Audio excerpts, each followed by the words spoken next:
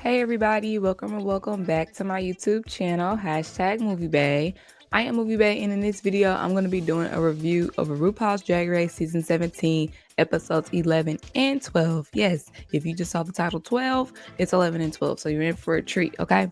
Now, if you are new to the channel, please consider subscribing because on MovieBae, I do reviews, reactions, and commentary to movies and television, and if that is the type of content you like, please consider subscribing. And if you enjoy my content, along the way, go ahead and give me a thumbs up and or drop a comment down below. Now let's go ahead and get right into the content. So episode, what was this? 10? 11. 11, what's that girl name? Ariette left real salty. So she left a real salty mirror message, right? And it was aimed at Anya because if y'all watch Untucked, Anya was very much so vocal about how Lexi and Ariette were wrong for coming at Jules for giving them what they asked for. Exactly. So on the mirror message, it said something like, from one stanky to another, brush your teeth. And we find out that this is something that Anya has shared with the girls off camera, that she has an oral hygiene condition that causes bad breath, right? So, the girls read each other down, you know what I'm saying? But they never attack each other personally. And Ariette definitely is going to be on the next villain's roast. That's all I got to say. That's all I got to say about it. Anya handled it. She cried it out and then she made a joke like Anya does. But I feel like we can all come to the general consensus that Ariette did go too low. All right. So anyways, with that being said, the challenge for this episode is acting, is Ross and the Ducks or something to that effect. I don't remember off the top of my head. This was 2 weeks ago at this point. But they have to pair up in scene partners, and based off of the roles that they wanted, they kind of, ended up in that pair. Because, I know Anya wanted this particular, not Anya, Lydia, no, oh my God, Lana wanted this particular role, and it just so happened that, she actually asked Anya, hey, would you like to do this role with me? So they chose the roles they wanted, and then you just so happen to, I guess, pair with that person. So I say that because Lexi ends up partnering with Susie too, and we know that for some odd reason the girls think that Susie is like the person to worry about. And no shade, Susie is definitely, I guess, more so in the acting, musical, that's where I feel like the threat comes from. But like every challenge, y'all be acting like she just be come on, bro, like y'all boosting too much. It's too much going on and y'all not being accurate. Hold on, something going on with my computer. I hope y'all didn't hear that. Matter of fact, let me make sure I'm still live. Hello. Okay, bet.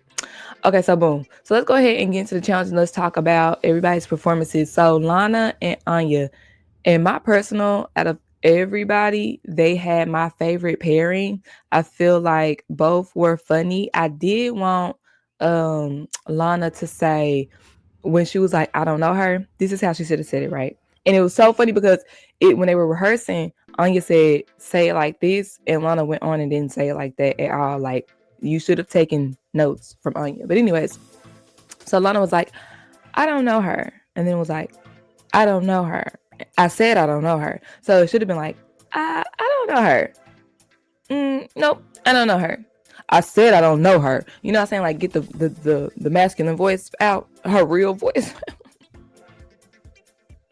So yeah, that's how. And I feel like if she would have simply done that, she would not have been in the bottom. All right, so one thing I do have to say though about their pair and their scene, why the black girls always got to go for the ghetto roles? That's all I gotta say. You know what I'm saying? Like, they did it well. I just want to know, like, why we always gotta go for the ghetto roles? All right, let's go ahead and go to our next pairing, which is Lydia B, Collins, and Sam Starr. Sam Starr's like monologue when she was like independent in the scene was way too long in my personal opinion. And when Lydia came in, she did not hit the prostate line that they really wanted her to hit. But she, to me, when like she reached out to shake Sam's hand and she came from behind that bag with that blue glove, I thought that was funny. That made me laugh. Pop that. Nice to meet you. I thought that was funny. But aside from it, their scene together was neither here nor there. All right, so the next is Susie Toot and girl, why am I drawing a blank? Lexi Love. I feel like they did well together. I feel like they both hit their comedic cues. I think the ASMR, I do wish that they had enunciated a little bit more, because I feel like I could hardly hear what they were saying and I was probably missing some jokes. Okay. And then last we have Jules Sparkles, who had to be by herself, so she had the monologue. And actually Susie Toot wanted the monologue, but Jules was like, no, I want the monologue. Nobody wanted to give it to Susie Toot because they didn't want her to excel. But it's like, when you really that girl, it don't matter what role you give me. You can give me the role of a trash bag and I'm gonna be the best trash bag out there. That's what they don't understand. So anyways, Jules got what she wanted, and Lana said, this kind of seems like deja vu, because the last time a girl tried to argue Susie down for a role, she took that role and was sent home. So when Jules came, basically she missed all the comedic cues, because and she was also in the rehearsal anyways mixing up the original iconic lines from Tiffany New York Pollard, and she was mixing up that in the lines of the script. So yeah, and on top of that, her energy was quote unquote down because she was the last one to go. So let's go ahead and get into the runways, and then I'll tell y'all who I think should have been in the bottom. All right, so Anya, I hate. Oh, the category was like black and white. Anya, I hate this dress. You could have worn it on episode 12, Ugliest Dress Ever. I hated it. It was not cute by any means, in my personal, and I feel like it wasn't long enough. Like, it didn't hit the floor. It was kind of like ankle length, and it was weird. Lydia, y'all know I've been on Lydia head this whole season, but when I tell you Lydia, I love this outfit. I wish you would have left the cattails off, but aside from that, makeup, outfit, I actually liked it, Lydia. Let's go ahead and get to Lexi. I hated this. This reminds me of my prom dress. Actually, it reminded me of what I wanted my prom dress to be. I wanted my prom dress to be chiffon, wrapped up literally just like this, except for longer, obviously. Why I didn't like this about Lexi was, one, yet another train, but two, it's way too short. It's just way too short.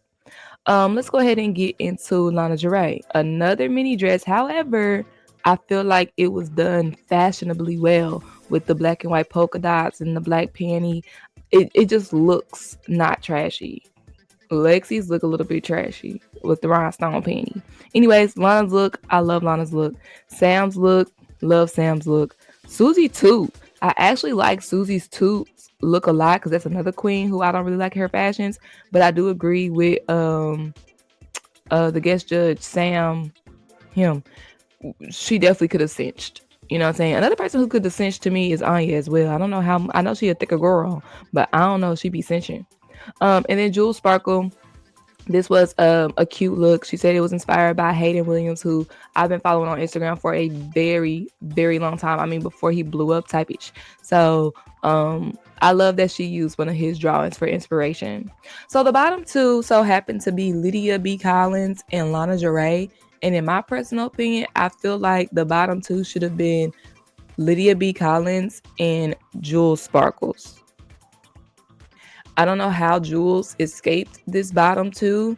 Yes, her look was cute, but out of everybody, she did the worst. And we can't deny that. So if we're going just based off talent and not track records, it definitely should have been Jules and Lydia in the bottom. Oh, this was the episode, right? Yes, this was the episode when Ru asked the question, who should, emphasis on should, go home. A majority of the girls said Susie Toot should go home, and Anya was the only real one and said somebody who's actually at the bottom of the competition, like Lydia and Lana Geray. Like, let's be 100. So maybe that's why they picked that bottom two, because Ru obviously wasn't gonna put Susie Toot in the bottom. Obviously, she should not go home. It's not who you want to go home. It's who should go home. Oh my God, I did not talk about baby that wig. Susie too wig. In the challenge, I definitely was like, when she first came on, I was like, her makeup is too bright, and what's wrong with her wig? Like her hairline is too harsh. Anyways, let's talk about this lip sync real quick so we can get into why y'all really came. I'm at my 10-minute mark. All right, so in my personal opinion, well, first off, they danced to my song. I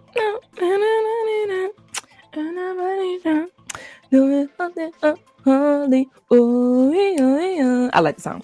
Anyways, I told my mama before it started, I said, it really depends on what type of song it is or who gonna win, right?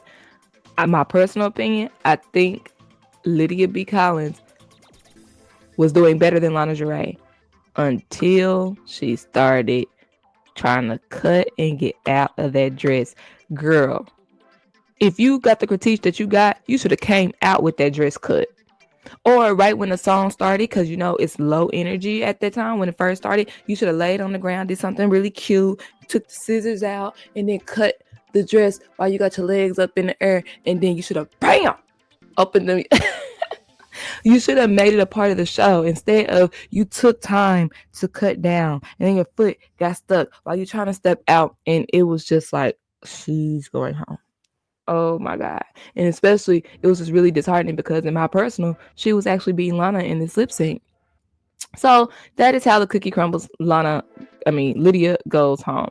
All right, before we go ahead and get into episode 12, please be sure that you give the video a thumbs up if you're enjoying the commentary. Hit the subscribe button to stick around, and of course, turn on those post notifications so you can be alerted every time a new video drops. All right, let's go ahead and get into episode 12. So episode 12, when the girls come into the workroom, they address the question that Ru asked on stage, who should be sent home. And once again, Team Anya, and I love Anya I feel like Anya is me if I was on TV when it comes to, I'm calling y'all out on y'all and it's not about who you want to go home, it's about who should go home. And the fact that they were really trying to justify why they thought Susie Toot should go home. Jules is the only one that had a quote-unquote valid argument. That hairline was atrocious, and yes, it was. But she should not go home for that one wig. Get out of here. Anyways, so this episode is going to be a partner episode challenge, and they have to do monologues while one person is reading their monologue, the other person is doing interpretive dance to bring their monologue to life, and vice versa. Okay, so how the partners are paired is it extends from the mini challenge where they basically had to write like bios. Why does this keep popping up on this computer? Basically, they had to write bios about one another. And Jules Sparkles did win that in my personal because I laughed the whole way through. So anyways, the partners are Jules Sparkles and Susie Toot, Anya Nerve and Lexi Love, and Sam and Lana's right. It's too many L names, you guys. It's too many L names. But prior to the episode starting, Sam said, it's against my religion to lip sync.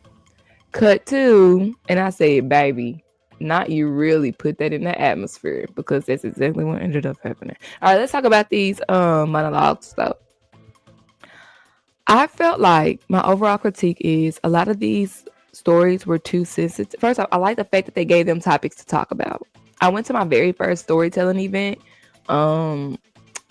last year, like late last year, and I highly enjoyed it. It was a topic like name a time when a pet saved your life, and I was thinking like, how many people pets can save their lives? And when I tell you every story was on topic but different, like it's somebody whose pet really saved their life one time, and another one who was like they saved their life because they was kind of like got me out of a dark place type thing. Like I loved it. It made me want to go to more. So I was excited for this challenge, needless to say. But a lot of their stories were very serious, heavy, and or sad, with no comedy in it whatsoever. You know what I'm saying? Because when you are telling a serious story, you have to throw a couple of lines of comedy in there. You know what I'm saying? To lighten the load a little bit. All right. So I'll say that. So the people who won was Anya and God dang it, Lexi Love. And I agree because first off, both of them gave their 100% when it came to interpreting their partner's monologue. Even though I feel like Lexi's monologue did take a long time, like I don't know who said it, one of the judges said it, to get to the karma point. I think it was T.S. Madison. Out of everybody, I feel like they were definitely the best duo, and they definitely performed well for their monologues and for each other's monologues. I feel like Jules gave her 100% with Susie, and Susie was being very much so 1, 2, 3, 4, 5, 6, 7, 8. Just like in the workroom, Jules was like, we don't need to do that. It needs to be a little more free. And Susie wanted to be 1, 2, 3, 4, 5, 6, 7, 8. And that's exactly why you ended up in the bottom. Don't care what you said about untold because you're slightly delusional sometimes, Susie. And the worst pairing I would say would have to be Lana and Sam because even though Lana's interpretive dance was well, her monologue was very monotone. And Sam's, I feel like Sam was honestly the weakest though of the entire group for this week. Because when she interpreted Lana's story, it was boring. And when she told her own story, no shade, it was kind of flat.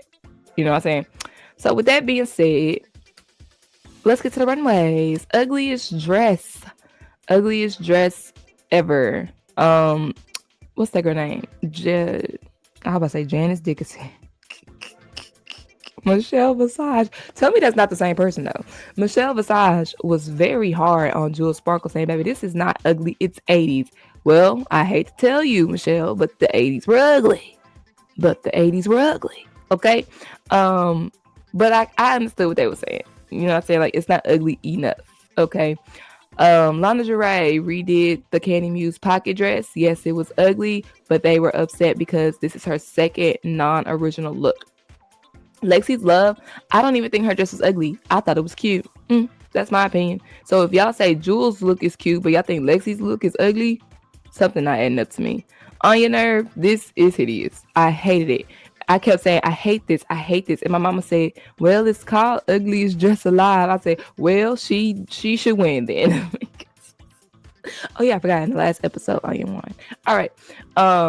Sam Star, this is not ugly. This is very beautiful. Yeah. And Susie too, you could have worn anything that you had and you would have won this category. All right. So the bottom two. Matter of fact, Susie too, I like these because it's kind of like a play on the ugly Christmas sweater, but it's the ugly Christmas dress. I like that. Okay. So the bottom two, they actually were judged in pairs. Anya and Lexi won, and Sam and Lana Del Rey are in the bottom. Now, when it comes to this lip sync, I personally thought it was going to be a double Shantae. I really do. I really did. But Lana ends up being the one to go home. And I personally think because it was so close, like because their lip syncs were like on fire, both of them, Ru had to relay it back to track record. Because out of the people who are left, Lana is the one with no wins, and she's been in the bottom like what 3-4 times. So unfortunately, it is Lana's time to leave the competition, and we have our top 5: Jewel Sparkles, Lexi Love, Susie 2, Sam Star, and On Your Nerve. Now, a lot of people could not tell, still can't tell who might win this season, but I feel like we all knew who the top 5 would be, and here are the top 5. So with that being said, thank y'all so much for tuning into my YouTube channel. Be sure you like, comment, subscribe, and stay tuned for more content just like this. Like I said, I do reviews, reactions, and commentary to movies and television. And if that is the type of content you like, you are in the right place, baby. All right. Thank y'all so much for tuning in, and I will see y'all next time. Bye.